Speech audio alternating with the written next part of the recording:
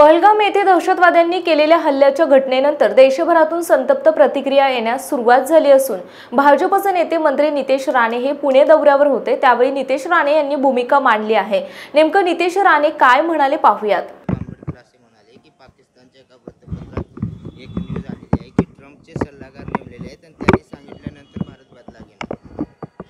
आता आपण एवढे जागतिक प्रश्न आणि हे सगळे जे काय आमचे आंबेडकर साहेब बोलतायत, आमच्या मोदी साहेबांवर देशाचा विश्वास आहे। या हल्ल्यासंदर्भात पाकिस्तानला काय उत्तर द्यायचं आहे ना, ते असं उत्तर दिलं जाईल ना, ते एवढं वर्ष काँग्रेसचं सरकार कधी उत्तर देऊ शकलं नाही। ह्याच्या अगोदर पण सर्जिकल स्ट्राईक झालेले आहे, ह्याच्या अगोदर पण त्या पद्धतीचं चोख उत्तर। जेव्हा देशाचा पंतप्रधान एवढा खणकर असेल, एवढा मजबूत असेल ना, तेव्हा भारतीय म्हणून आम्हाला कशाची चिंता नाही। आम्हाला माहिती आहे की पाकिस्तानची असे जसं आता जशी झोप उडवली आहे ना, पाणी बंद करणं, सगळे सगळ्या प्रकारचं नाक दाबलेलं आहे। आता तुम्ही हे तर फक्त ट्रेलर होतं, येणाऱ्या दिवसात बघा पूर्ण पिक्चर बघितल्यानंतर कसे पाकिस्तानवाले आपल्या जागेवरून हलतात। संजय राऊत कहते की बीजेपी मराठी संपलं का? बोला ना, विचार। तुमची बाजू घेतोय, तुम्ही विचारत नाही। विरंगुळचा विषय तुम्ही ट्विट केल्यानंतर तो सगळा प्रकाश हातात आला, पण आज तुम्ही तिथे मोर्चात दिसले नाही। मी काय पक्षाकडे एक लक्षात घ्या, आजचा हिंदू सकलचा मोर्चा तिथे निघालेला आहे। मला वाटतं आमचे गोपीचंद पडळकर पण तिथे गेलेले होते।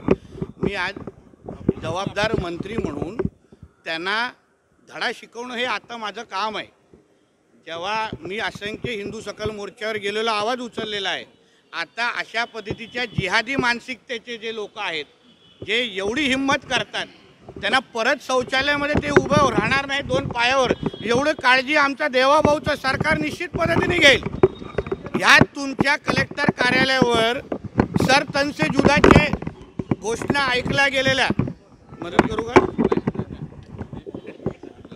यात तुमच्या कलेक्टर कार्यालयावर रामगिरी महाराजांच्या संदर्भात सर तन से जुदाच्या घोषणा ऐकल्या गेलेल्या होत्या।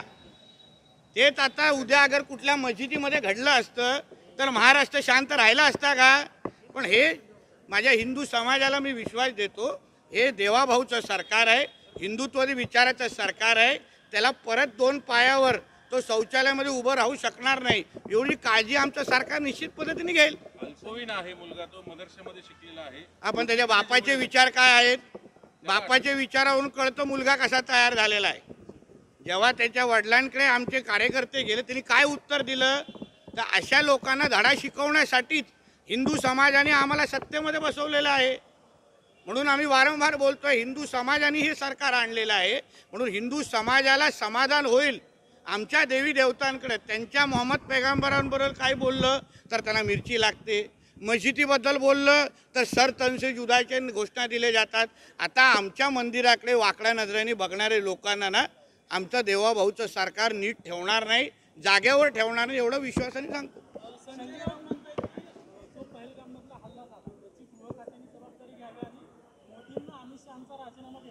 हो, पण मग करोनामध्ये आमचा महाराष्ट्र मृत्यूच्या आकड्यामध्ये 1 क्रमांकावर होता, तर ह्या नालायकाच्या मालकाने तेव्हा राजीनामा का दिला नाही?